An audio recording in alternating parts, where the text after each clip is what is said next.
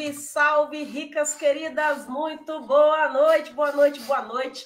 Domingão, e se é dia de domingo, finalzinho assim do diazinho de domingo, para a gente se preparar para essa nova semana que está chegando aí. Se é domingo, é dia da gente se encontrar aqui nos nossos aulões, nos nossos encontros.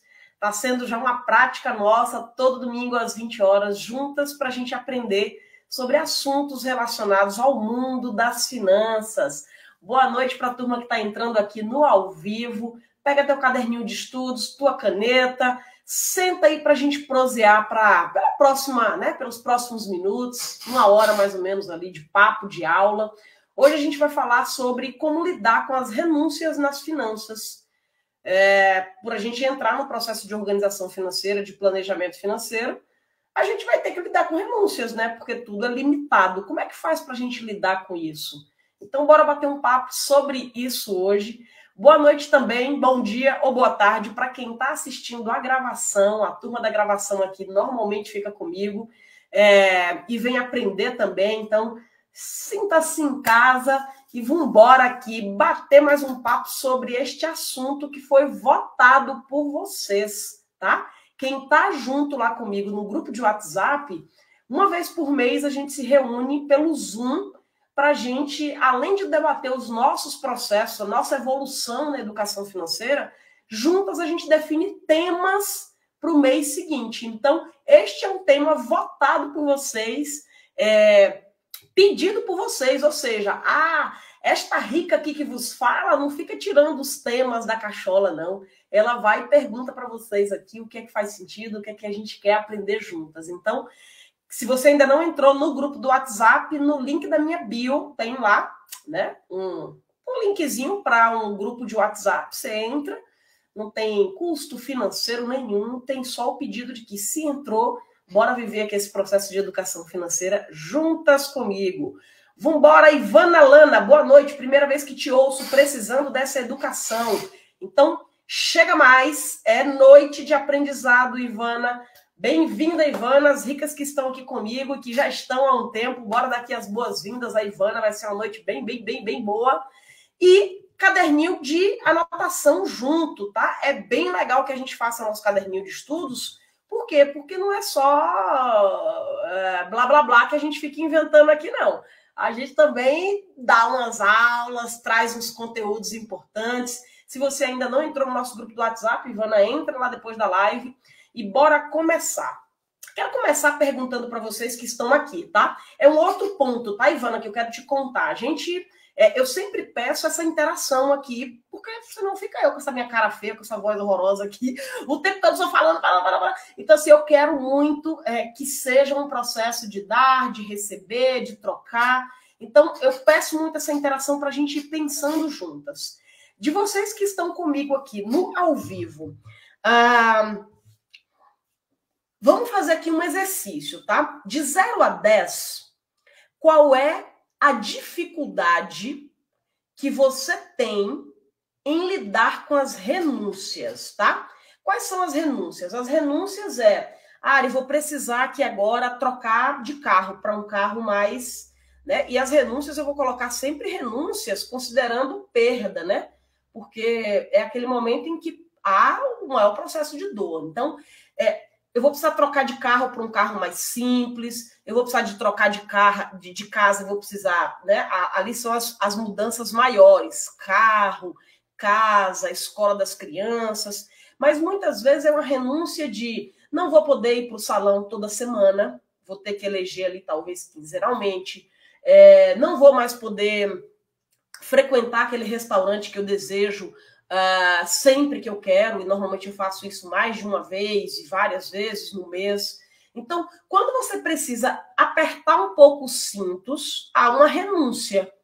Você precisa deixar de consumir aquilo ali para algum tipo de ajuste financeiro. Como é que você lida com isso?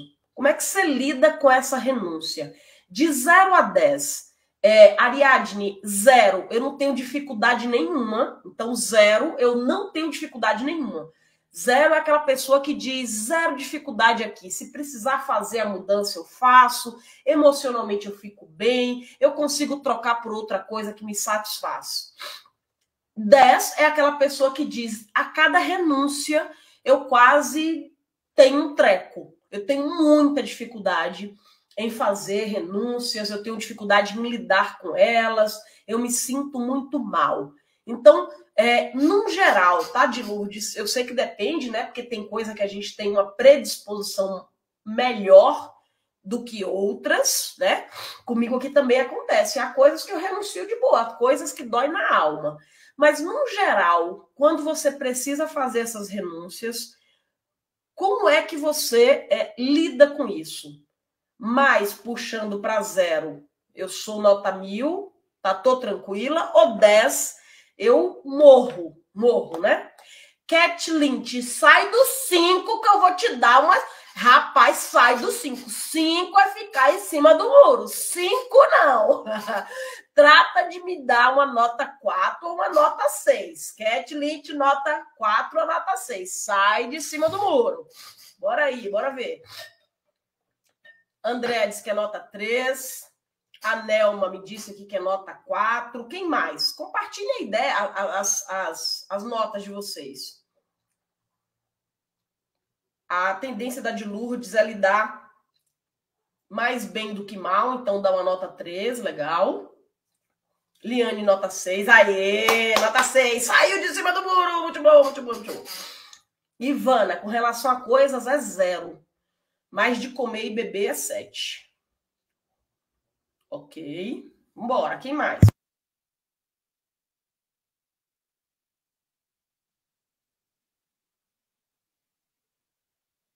Bora ver se alguém mais compartilha.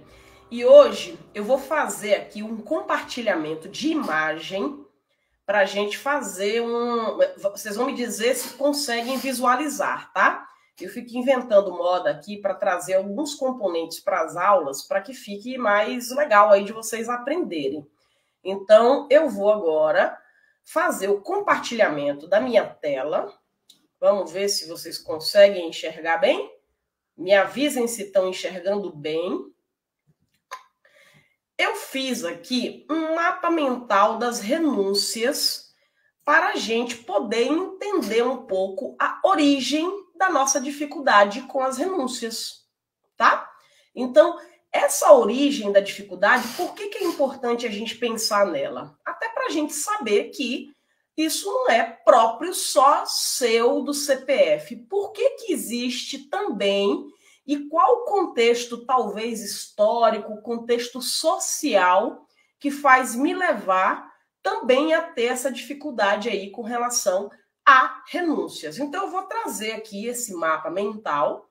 Então, que bom que está sendo visto para vocês. Depois eu quero, inclusive, que vocês avaliem e me digam se aulas trazendo esses compartilhamentos, elas ficam legal, fica melhor aí de serem também compreendidas por vocês, tá? Então, o primeiro item que eu trouxe aqui, no caso das renúncias, é a Revolução Industrial e a cultura do consumo. Olha só, né? Ninguém aqui é criança para saber o quanto que essas raízes elas fazem também com que a gente seja influenciada por bastante coisa. Então, por exemplo, se eu pego aqui na Revolução Industrial, ó, e crio aqui um filhotinho dizendo, essa questão aqui da produção em massa faz com que, a partir do momento que a própria indústria pensa em produzir em massa, eu estou inserida numa dinâmica de massa.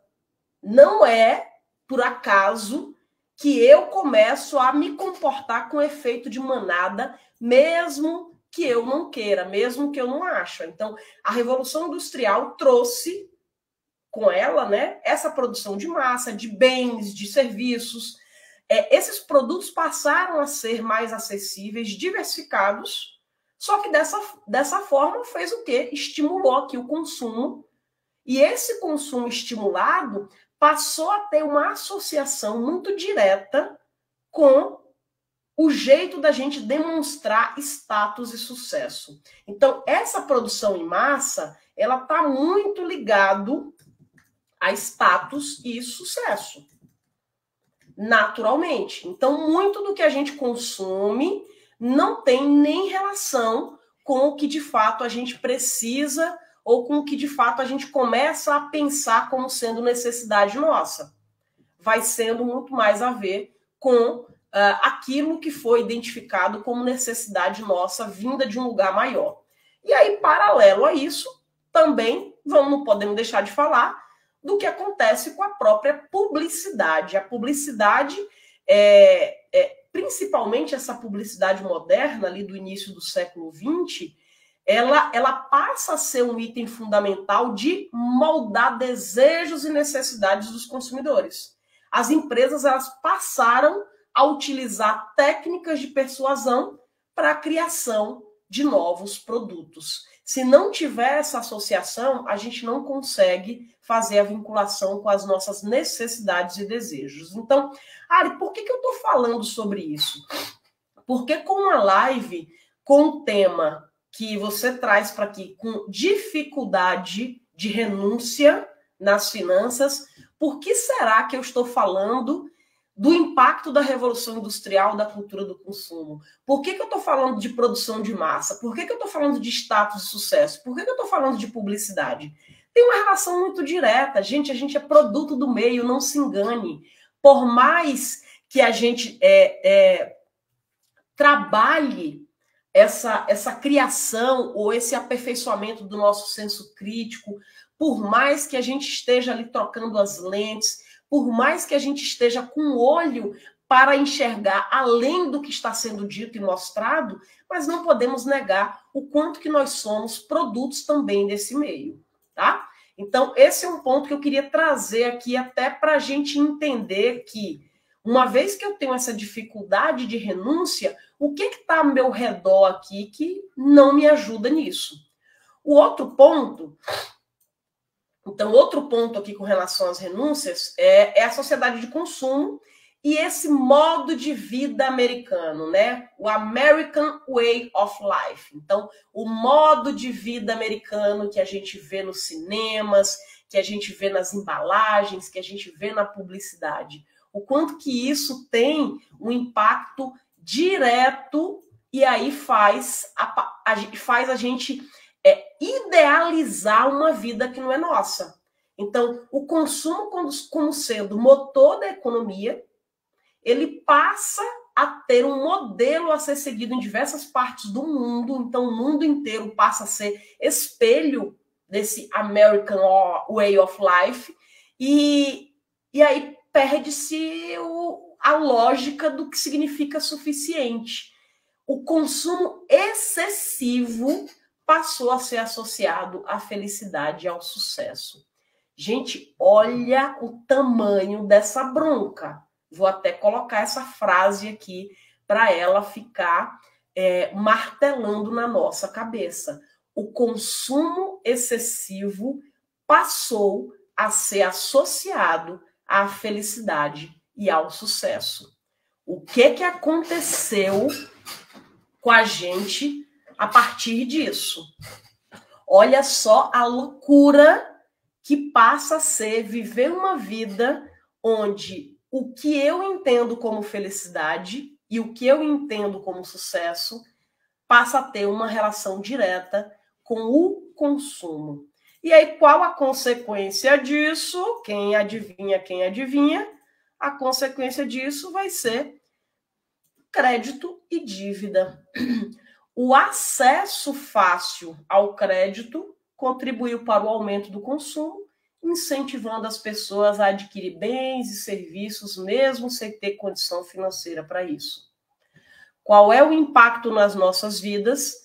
Há um momento nas nossas vidas em que, por uma questão de organização financeira, por uma questão de ajuste financeiro, a gente precisa abrir mão de algum tipo de consumo. Alguém aqui falou sobre ter uma certa facilidade ou dificuldade em renunciar a coisas, mas talvez a comida e bebida não, né? Será se a gente perdeu a noção do que de fato nos é suficiente? Será se a gente está caminhando para esse lado?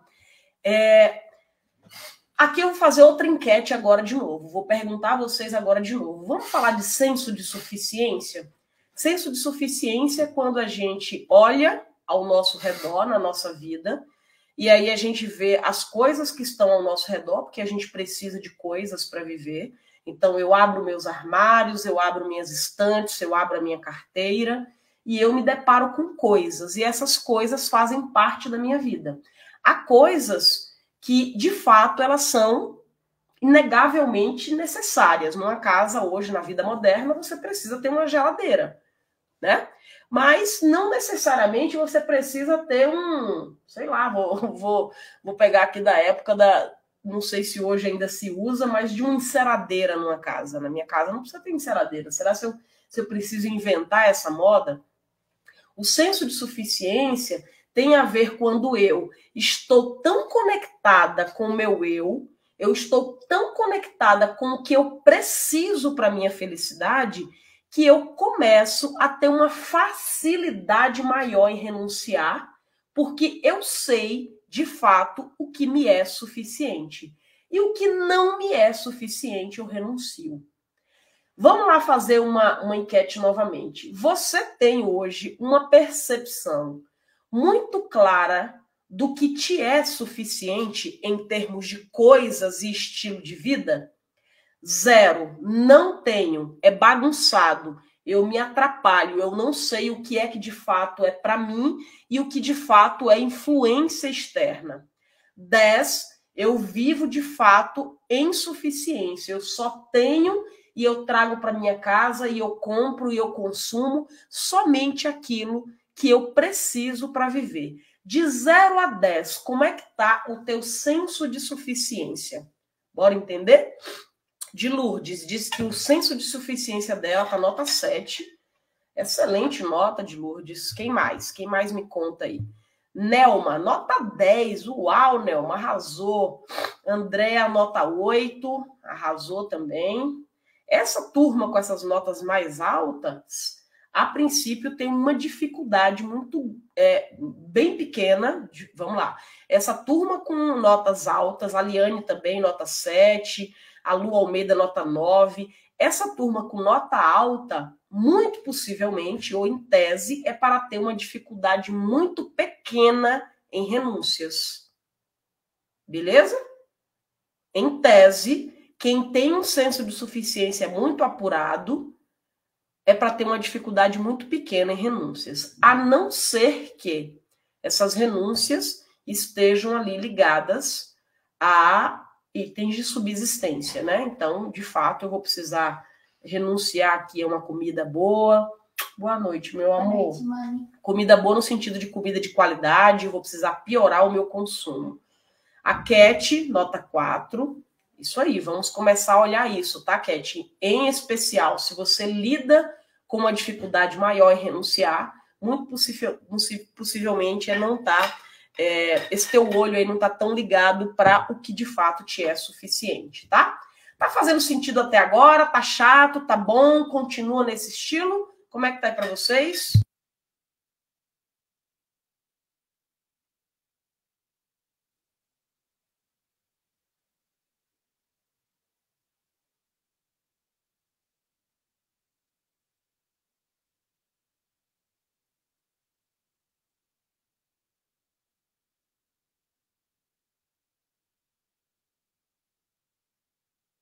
Show de bola, bora. Eu estava falando aqui sozinho, o microfone não estava funcionando.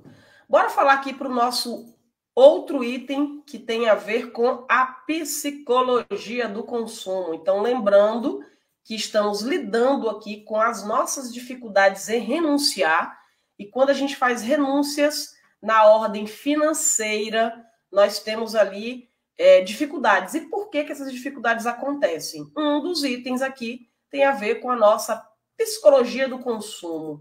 O que acontece quando a gente consome por consumir? Consome porque é efeito manada. Necessidade de pertencimento. Nós temos uma necessidade, isso aí é humana, isso aí é social, isso é intrínseco à nossa condição de humano, e o fato da gente precisar pertencer faz com que esse próprio consumo passe a ser uma forma de se sentir ali parte daquele grupo social ou de alcançar uma identidade desejada. Então, olha só como as dificuldades... O que eu estou querendo com vocês aqui? Que quando vocês identificam que existe uma dificuldade muito maior nas renúncias, aonde isso está ligado? Um outro ponto tem a ver com o nosso prazer imediato. O efeito ali miojo, né? O efeito miojo é aquele efeito que você quer colocar ali algo, uma comida, em 3 minutos e quer que ela saia saudável e cheia de nutrientes. Não vai acontecer, vai ser rápida. O prazer imediato, que é essa gratificação instantânea proporcionada pelo consumo, pode ser viciante. A gente começa a viciar naquela sensação gostosa do carteiro apertar a nossa campainha e vir uma caixa nova. Aquela sensação gostosa de receber um SMS dizendo que aquele objeto que a gente comprou saiu para entrega. E aí a gente vai sendo levado a buscar constantemente novas experiências de compra, né? Então, bora ver aqui. Liane me diz, sim, continua a área, terapeuta Nelma, muito bom. Lu Almeida, continue, versamentos ótimo. Lua, muito bom. Som está falhando? Me avisem, por favor. A Ivana está dizendo que o som está falhando. Se estiver falhando aí, me dá um alô. Então, quando a gente fala aqui sobre essa questão do prazer imediato, também é um mau costume. A gente sabe que nossa vida financeira, se a gente pega aqui uma planilha financeira e bate um olho, o meu olho hoje está mais clínico para isso. Por que está mais clínico? Eu trabalho com isso vou fazer esse ano, agora em outubro, 19 anos. Meu Deus! Então, esse ano agora, outubro, eu estou fazendo 19 anos. Meu olho está mais clínico ali na coisa. Além disso, eu já vi planilhas minhas e de alunas nas centenas, milhares. Então, eu bato o olho numa planilha e já consigo pegar ali o que tem a ver de gratificação instantânea, o que tem de prazer imediato, o que tem de necessidade de pertencimento. Os números têm esse lugar de revelar. Em especial, os números da minha planilha, tá? Quem conhece aqui, eu tenho uma metodologia muito própria aqui, que é a metodologia Mais Que Rica, onde a gente faz a guiança do consumo, porque a gente precisa de consumo para viver, de uma forma que a gente vai alimentando ali todas as esferas que são pedidas. Vai alimentando o meu eu racional, vai alimentando o meu eu primitivo e vai alimentando o meu eu emocional. A minha planilha ela é montada dessa forma para que você tenha percentuais para se basear como percentuais ali máximos para cada um deles. E quando a gente pega uma planilha dessa e vê que aqueles percentuais estão saltando aos olhos, nada mais é do que a revelação que os números estão trazendo a partir disso. Então, assim, ter cuidado com o que os números revelam. Vocês, inclusive, já podem ter uma ideia. E quando a gente fala de consumo, olha só o cuidado, amores. A gente está falando aqui de dizer, nossa, eu tenho dificuldade aqui em cortar o restaurante. E supondo que o teu restaurante aqui está com muito dinheiro indo lá todo mês. Só que existem algumas de nós que, por associar restaurante e lazer a supérfluo, vai lá e beira a zero. E aí, beirando a zero, é uma pessoa que não se coloca no lugar de viver o prazer. Gente, dinheiro é para, sim, alimentar o prazer. Numa determinada proporção, numa lógica, numa referência. Mas precisa. Ninguém vive uma vida saudável financeiramente, emocionalmente falando, se um pedaço da riqueza que a gente produz todo mês não esteja voltada também para o gozo. Então, cuidado quando a gente vai falar de renúncias, não é só de alguém aqui que precisa diminuir um consumo. Também é desse alguém que diminuiu tanto o consumo que ela vive ali somente para pagar conta e juntar dinheiro para o futuro. Então, é também através desse viés, tá? É também através dos dois lados. Continuando, bora lá. Se eu estou pensando aqui na psicologia do consumo, eu também quero trazer aqui o lado da globalização e a cultura pop. Essa cultura popular, o que é que me trouxe também? Palavra difícil. Homogeneização dos desejos. A globalização que nos deu muitos pontos positivos, a gente sabe o que está acontecendo do outro lado do mundo, tanto no sentido bom quanto no sentido ruim, a gente aprende entre os povos. Vimos agora, né, hoje encerrando aí as Olimpíadas, o quanto que pessoas de diferentes nacionalidades e pontos de vivência em lugares completamente diferentes podem interagir e praticamente todo mundo ali é igual. Uma diferença uma a outra, mas acabou com que essa globalização contribuiu com a homogeneização dos desejos de consumo. Percebam que aqueles atletas ali estavam, quando se vocês assistiram aí a imprensa, a parte ali da Rádio Corredor, a parte ali de como é que eles se comportavam, todo mundo muito parecido nos desejos de consumo, nos tênis, nos bonezão, nas roupas. Então, era tudo muito farinha do mesmo saco. Não sei se você teve a mesma impressão. Assim é com as tribos dos adolescentes, quem tem adolescente aqui em casa, e assim é com as classes sociais nas suas bolhas. Nós, queremos ou não, vivemos nas nossas bolhas e temos que ter cuidado com isso. Então, esses desejos de consumo através da disseminação de marcas e produtos em escala mundial. É aquela hora em que chega aqui notícias na internet e dizendo que uma marca tal de cosmético fez uma live e com base nisso vendeu milhões e milhões e milhões e milhões. Tá tudo errado em vender? Claro que não. Vender é o princípio básico, inclusive, do próprio crescimento social, né? Mas o quanto que aquele desejo não está muito mais inflado pelas propagandas, por implantar em você um desejo e uma necessidade que não necessariamente você tinha. Então, algumas de nós aqui entra numa espécie de discussão falando, não, mas a publicidade faz isso com a gente, as pessoas colocam isso porque parece que o pessoal da publicidade, eles são pequenos demônios implantados para pensar em coisas. Gente, a publicidade ela só está fazendo o papel dela, de te mostrar os pontos fortes do produto, de te mostrar o quanto sua vida pode ser melhorada em determinados aspectos com relação a esse produto.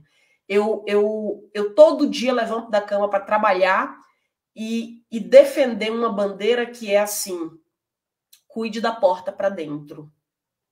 Se você estiver cuidando da porta para dentro, e a porta para dentro significa a porta da tua casa e o que está dentro, as pessoas que estão dentro, e a porta para dentro daqui de dentro, do meu cérebro, das minhas emoções. Se eu estiver cuidando da porta para dentro, eu vou entrar numa live dessa de uma empresa de cosméticos e eu vou comprar de forma consciente. Por quê? Porque de fato eu quero aquele produto, ele me faz bem, eu estou precisando dele e eu comprei.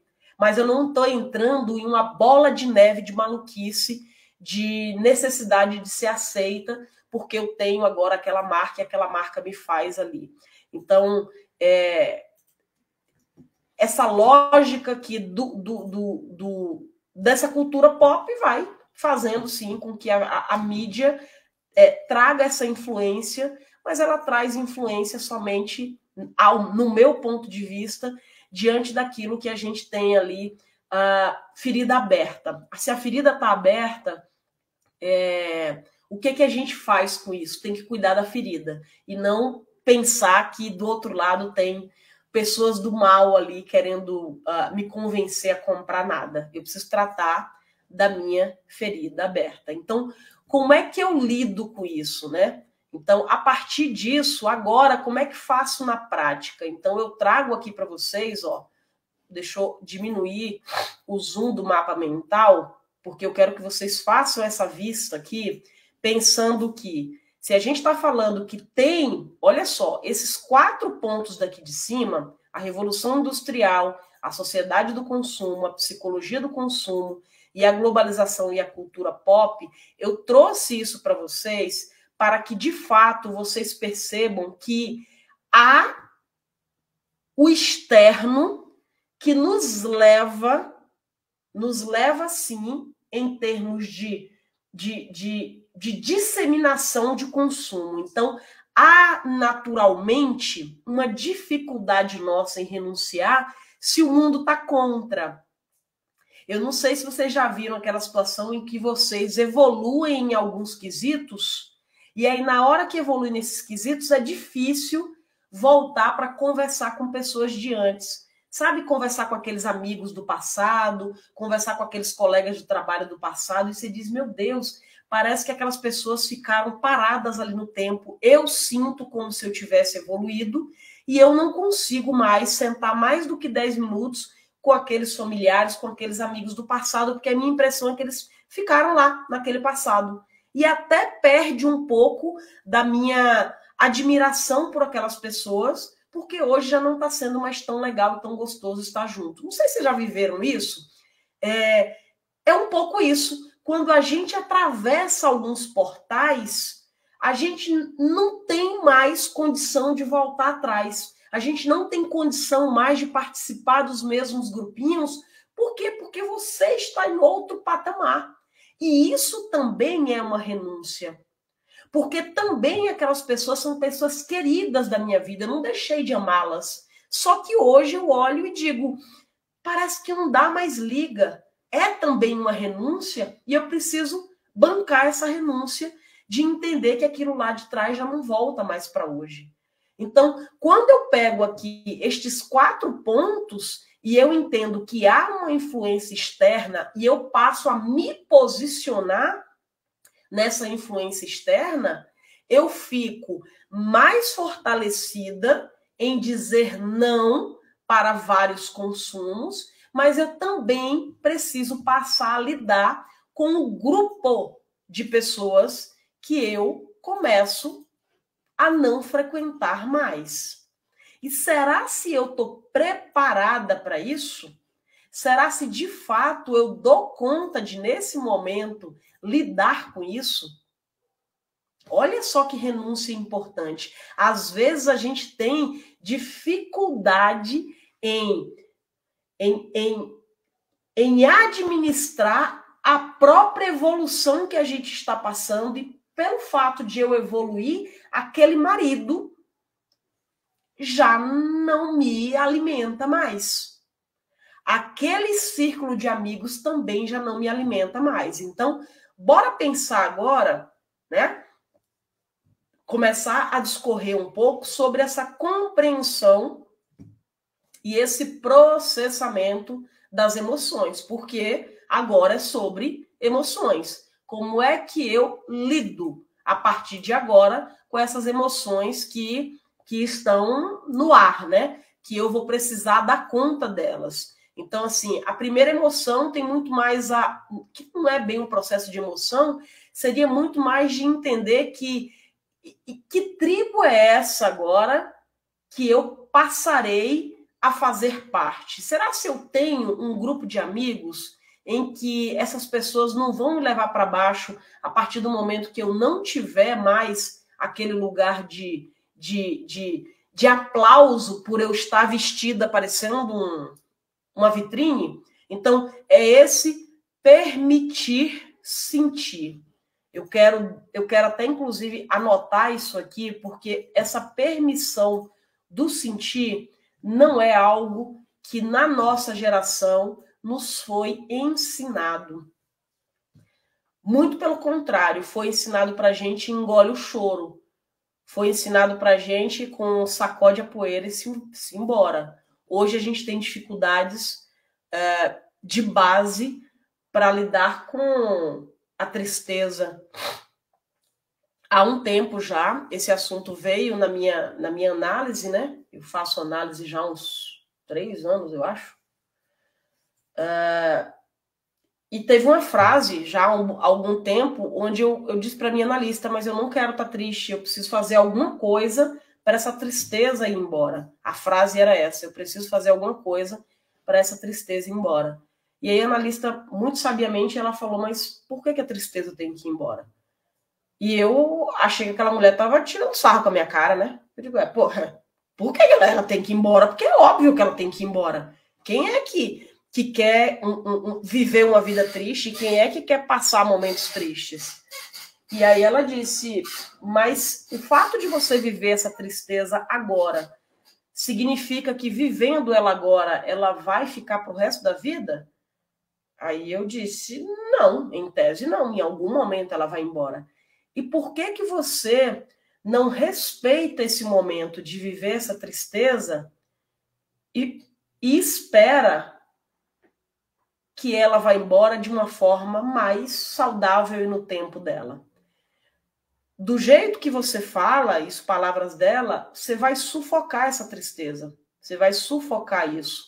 E sufocar isso não vai fazer bom encanto nenhum.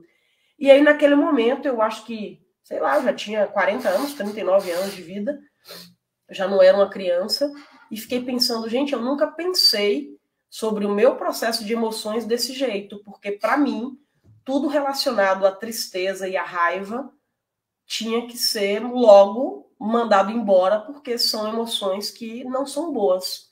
E aí entra para estudar um pouco sobre emoções, naquilo de que emoção não tem julgamento se é boa ou ruim, emoção é emoção. E ela acontece. E se ela acontece, eu estou sabendo lidar com isso. Então, você que está precisando agora fazer uma renúncia financeira, talvez de temporariamente mudar um padrão de vida, talvez tendo que fazer algumas trocas inteligentes, né? Eu chamo aqui na mentoria de reduções inteligentes. Reduções não, substituições inteligentes de consumo. Substituições inteligentes de consumo. O que eu posso substituir aqui, mas de uma forma inteligente, em que esse consumo ele continuará, porque ele é necessário, mas que não necessariamente eu vou estar gastando aquele dinheiro. Será que a gente foi levado a pensar dessa forma? Não, a gente só vai no lugar do corte. Eu tenho que cortar e agora eu tenho que viver na míngua, né? O outro ponto que eu reservei aqui é para a gente falar sobre essa outra questão também, ó, de conversar com pessoas de confiança. Sobre dinheiro, Ariadne, você tá louca? Se eu falo com meus amigos, com meus familiares e até com meu cônjuge sobre dinheiro, eu vou ser expulsa daquilo ali, porque não é para falar sobre dinheiro. Quem aqui tem uma roda? Vamos lá, outra enquete aqui agora. Ariadne, eu falo naturalmente sobre dinheiro com as pessoas ao meu redor. E as pessoas ao redor, gente, também vão botar juízo aqui, né? Não é com o porteiro, não é com o moço no elevador, né? Eu estou falando com as suas pessoas, né? Com os familiares ali mais próximos, com seu cônjuge, com seus filhos, talvez com um amigo mais próximo, tá? Então, me diz aqui quem é que conversa naturalmente sobre dinheiro com os seus especiais. Ariadne, eu converso naturalmente, nota 10. Ariadne, eu não converso mais de forma alguma sobre dinheiro, nota 0. Me contem aí como é que vocês estão com esse assunto de conversa sobre dinheiro. Falando quanto vocês ganham, falando das dificuldades, falando das dívidas que vocês tenham, falando das dificuldades que tem de controlar o cartão de crédito. Vocês conversam sobre dinheiro? Me contem aí, de 0 a 10, como é que vocês são? De Lourdes, nota 2. Nelma, com amigos íntimos, converso naturalmente. Andréa, nota 2. Quem mais?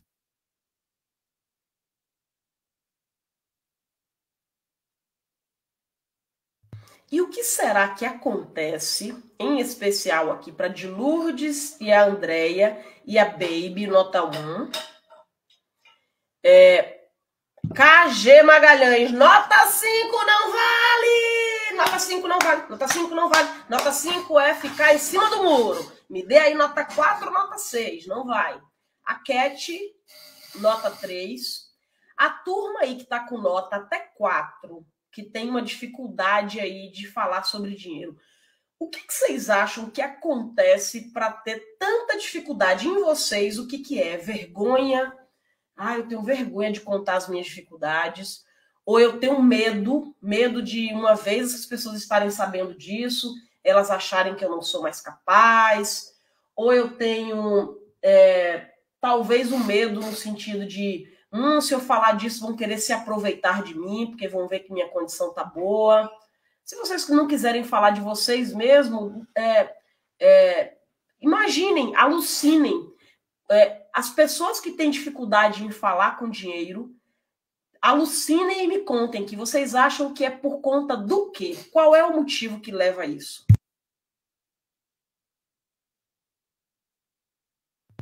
O que será que acontece para termos dificuldades em conversar sobre dinheiro? Eu gosto sempre de contar aqui, de dar esse exemplo. Esse exemplo eu acho muito bom, né? Vamos imaginar aqui que alguma de nós aqui esteja num relacionamento amoroso já há bastante tempo. Então, bora imaginar que a gente está nesse relacionamento amoroso há bastante tempo, e aí um dia a gente foi lá e descobriu que foi traída. Descobriu que o nosso parceiro, a nossa parceira ali, nos traiu. E aí a gente fica muito chateada, porque, caraca, como faz essa pessoa fazer? E eu amo essa pessoa, e eu tô chateada, e eu tô sofrendo. E eu também tô envergonhada porque ela me traiu. Será que a pessoa que ela me traiu é uma pessoa mais ou melhor que eu, e etc e tal? E aí eu chamo uma amiga minha, e a gente vai para um restaurante, vai para um barzinho, sei lá, afogar as mágoas, e eu conto para essa amiga. Amiga, tô aqui sofrendo, chorando, triste, porque a pessoa que eu estava aqui nesse relacionamento aí, ela me traiu. Normalmente eu faço isso, né? Eu falo, sociedade. Existe isso. Existe essa conversa entre amigos. Por que eu faço isso e eu não ligo para essa mesma amiga e digo que eu tô com dificuldades financeiras? Por que para essa amiga, que é uma amiga íntima, eu conto que eu fui traída, eu conto inclusive das minhas peripécias sexuais, mas eu não conto que eu tô com dificuldade financeira? Para vocês, por que isso? Qual é a dificuldade? Qual é a diferença? Me contem aí qual é a diferença, enquanto eu leio aqui o que vocês contribuíram. A de Lourdes diz que medo de ser julgada, mal interpretada, minimamente incompreendida. A Andréa diz que o assunto é de esfera íntima, e por ser de esfera íntima, não é de dividir assuntos íntimos. A Cat, muitas vezes fico constrangida da minha dificuldade de lidar com o dinheiro. Bacana, já se revela bastante coisa, né? KG Magalhães, constrangimento, né? Por que eu fico constrangida, KG Magalhães? Por que eu fico constrangida em contar para essa minha amiga que eu tô com dificuldade financeira e eu não fico constrangida em contar que eu fui traída? Será por quê? Por que há constrangimento de um lado e não há do outro? Pode até haver constrangimento do outro, mas eu conto. Por que o constrangimento de um lado é maior do que o outro? Por que será? Esse é um passo importante. Essa resposta, ela é uma resposta importante aqui para a gente aprender algumas coisinhas com relação à forma como a gente vem lidando com o nosso dinheiro. Essa resposta é uma resposta importante aqui para o caminho dessa live. Será por quê? Me contem o que é que vocês acham.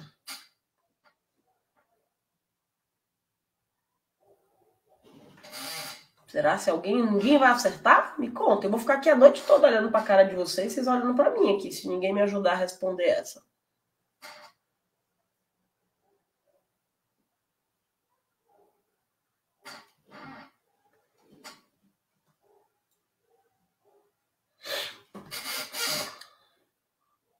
A Baby falou, porque a responsabilidade é só da gente. Nesse caso, de Lourdes vergonha, de Lourdes culpa. É isso aí, Beth, a culpa é minha. Olá, Baby, a responsabilidade é só da gente nesse caso, né? Acho que é muito por esse lado. Quando a gente entra para falar de finanças, a gente coloca essa ferida na gente. A gente aponta aqui e diz, olha, a ineficiência foi minha. a falta de organização foi minha, os desmandos foram todos meus, eu é que sou culpada, eu é que fui incompetente, eu é que levei aqui a coisa para um lugar que não deveria, né? Quando é de um relacionamento, por mais que eu fique constrangida, que eu fique chateada, quem traiu foi o outro. O outro é que traiu. Tanto é que na hora que eu converso com essa minha amiga, a gente vai passar as próximas horas lá no boteco falando dele e dela, do quanto ele e ela é safado, do quanto ele e ela perdeu uma pessoa incrível, do quanto que ele e ela, e etc, e etc. É a responsabilidade do outro. No dinheiro, a gente traz a responsabilidade como sendo nossa. E há uma dificuldade grande de se falar com dinheiro. Por quê? Porque a partir do momento que eu falo sobre dinheiro, eu revelo na essência para as pessoas tudo aquilo que eu sou e tudo aquilo que eu não sou. Olha que coisa, né? Dinheiro revela tanto da nossa personalidade.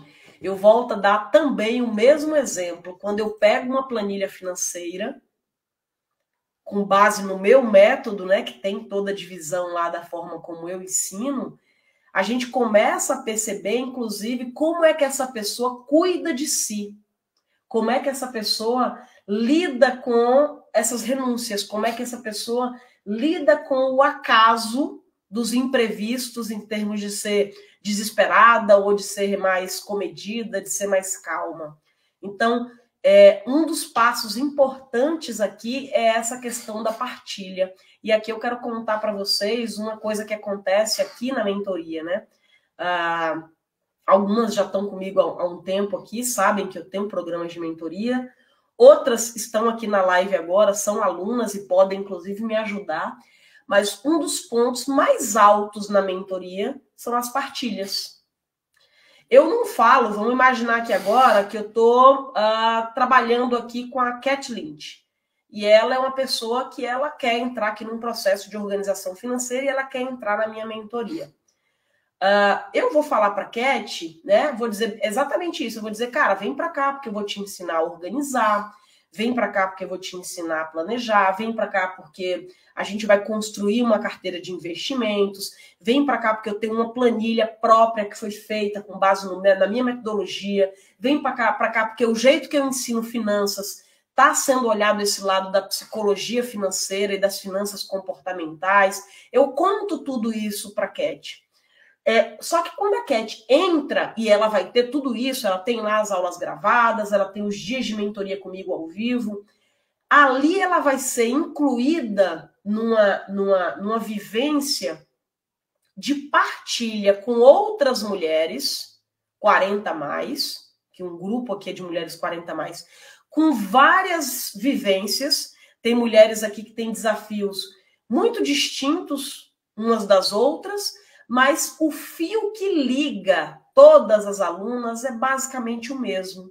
É a necessidade de ser vista, é a necessidade de ser respeitada e reconhecida, é aquela vontade de dormir, né, na hora que deita ali naquela cama, dizer, cara, eu estou fazendo o meu melhor, eu não estou no desespero de fazer o dinheiro para o boleto de amanhã, eu quero viver em paz, eu quero poder fazer as minhas viagens e não ter que voltar com o meu cartão de crédito todo entubado. E aí, na hora que eu monto aqui, enquanto mentoria, eventos, né, atividades para serem feitas em duplas, em trio, em equipes, essas alunas, dentro das suas realidades, se encontram lá em videochamadas no Zoom, né, no aplicativo lá de vídeo, e aí elas vão fazer atividades juntas e elas vão ouvir o outro lado. E a partir do momento que ela ouve o outro lado, porque tem sempre aquela que mais fala, né? Mais fala, mesmo aquela quietinha começa a se sentir confiante em dizer, opa, aqui parece que é um lugar seguro. Aqui é um lugar que eu posso falar e eu não vou ser julgada. E o próprio processo do falar vai trazendo componentes extremamente importantes nessa evolução da educação financeira da aluna. Que ela tem um aparato lá, tecnológico, de aulas e de ferramentas, dados lá pela Ariadne, para ela comportar os números dela e ela tomar decisões sobre os números dela, mas existe algo nessa troca entre essas alunas que a Ariadne não daria conta sozinha, não poderia fazer, né? A Ariadne ou qualquer outro profissional não daria conta de fazer. Por quê? Porque essa partilha, ao meu ver, é um dos pontos mais importantes num processo de evolução da saúde financeira. Você estando em qualquer esfera, mesmo você dizendo, nossa, estou com bastante dinheiro, mas certamente você tem ali questões com o dinheiro que precisam ser olhadas. E você que você diz, não estou com dinheiro nenhum, estou vendendo almoço para comprar janta, você também tem processos com dinheiro a serem olhados. Essa partilha e esse falar. Só que a gente não tem isso olhando para o lado. Na nossa casa é muito difícil, são poucos, infelizmente, os casos em que eu recebo as alunas e as alunas vêm aqui e digam, eu consigo falar de uma forma muito tranquila sobre dinheiro com o meu marido, com a minha esposa. É muito difícil isso acontecer. É muito difícil eu ouvir isso.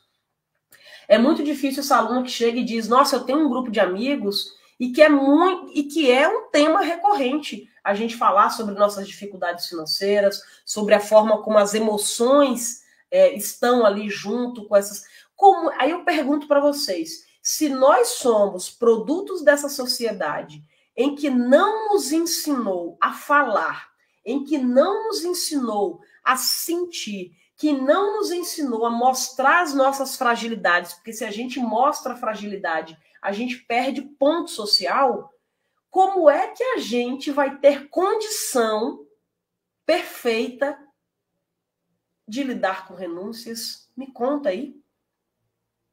A partir do momento que eu preciso fazer uma grande renúncia na minha vida em função das finanças, automaticamente vincula na minha cabeça que naquilo ali eu fui ineficiente, que naquilo ali eu fui insuficiente, que eu falhei miseravelmente. E quem gosta de viver algo onde você olha e diz, eu falhei miseravelmente? Ninguém gosta.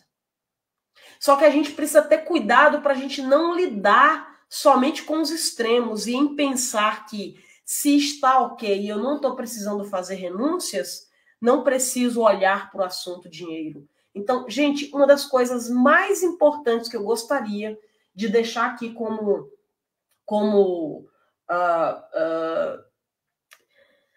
recado, como indicação, como sugestão aqui para esse anúncio para esse tema de como lidar com as finanças é falem sobre dinheiro. Busquem lugares em que de fato você se sinta ouvida e razoavelmente confortável para falar sobre dinheiro. Se você não tiver esse lugar, muito dificilmente qualquer evolução que você precisa acontecer aqui com dinheiro, ela vai de fato acontecer. Olha lá, coloquei aqui, inclusive, no vídeo aqui, ó, falem sobre dinheiro. Coloquei uma mensagenzinha lá cá em cima.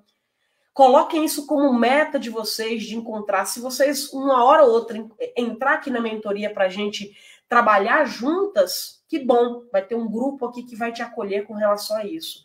Mas, se não, busquem esses lugares, porque, na minha concepção, toda essa lógica aqui do nosso mapa mental, vou voltar para ele, toda a nossa lógica do nosso mapa mental, considerando que nós somos, sim, produtos dessa influência do meio, que existe uma revolução acontecendo ao nosso redor, e essa revolução tem a ver com o consumo e a potencialização desse consumo.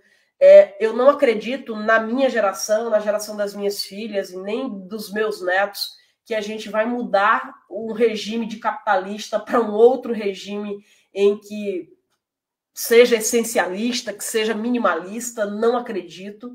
Então, isso é maior que eu, mesmo você, entendendo que há uma revolução de massa, potencializando as emoções através do consumo para eu me sentir melhor, mesmo eu não concordando com isso, eu não dou conta de estipar isso da natureza. Isso acontece, eu não acredito de fato que a gente vai voltar para trás, né? Voltar para trás no sentido de voltar para um outro lado. Se isso é maior que eu, aonde é que eu tenho que cuidar?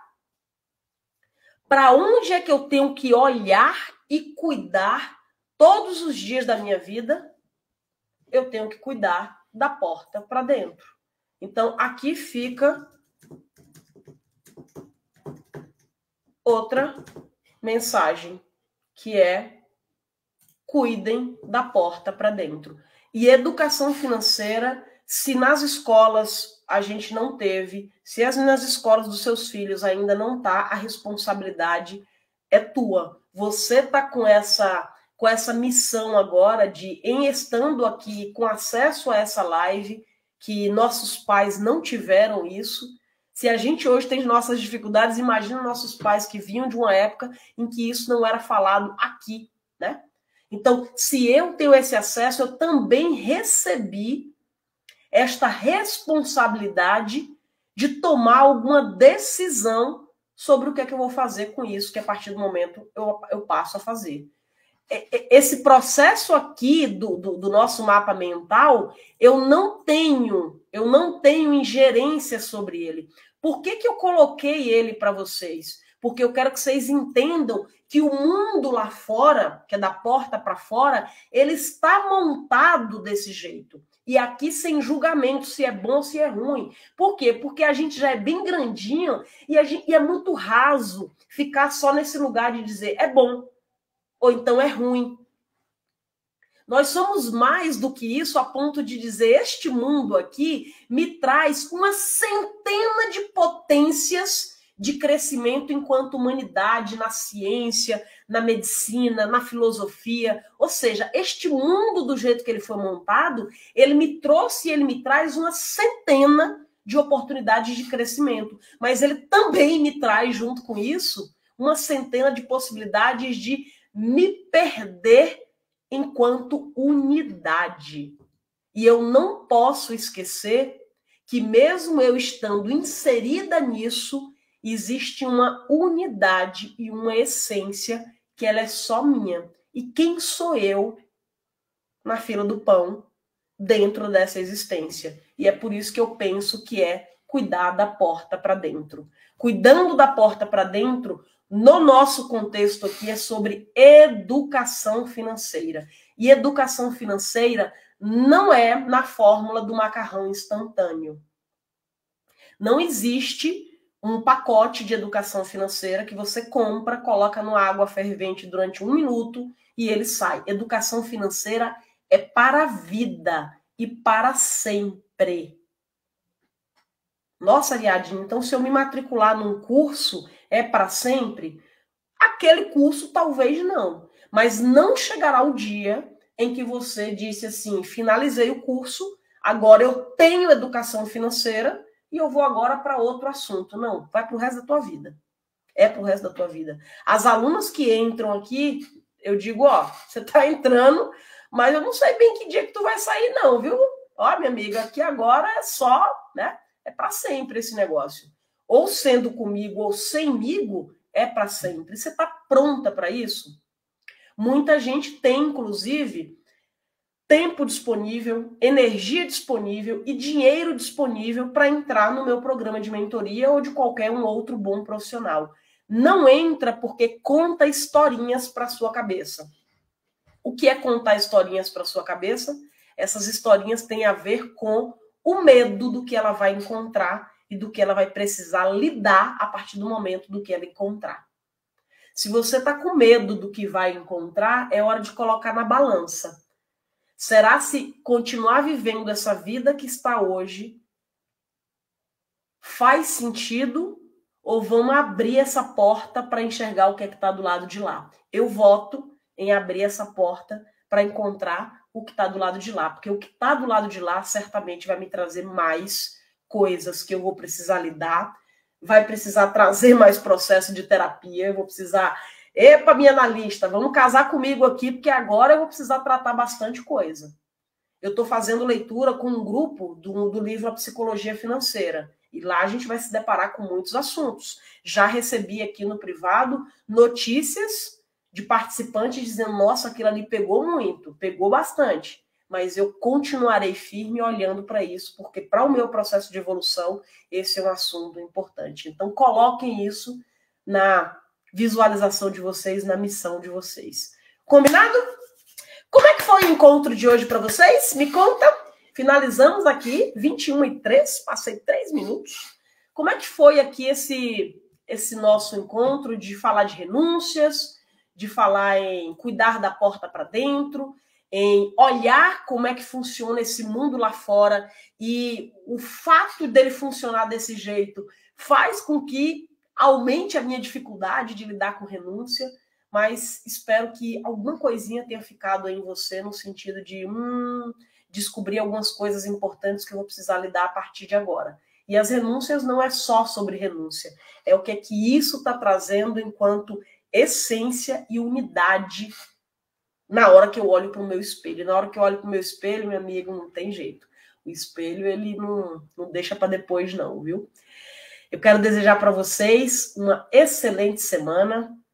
Semana que vem a gente está aqui de novo. Às 20 horas, um outro tema também trazido por vocês, maravilhoso. Terapeuta Nelma disse que foi bom. A Baby, muito bom. A Ivana me mandou um monte de aplausos.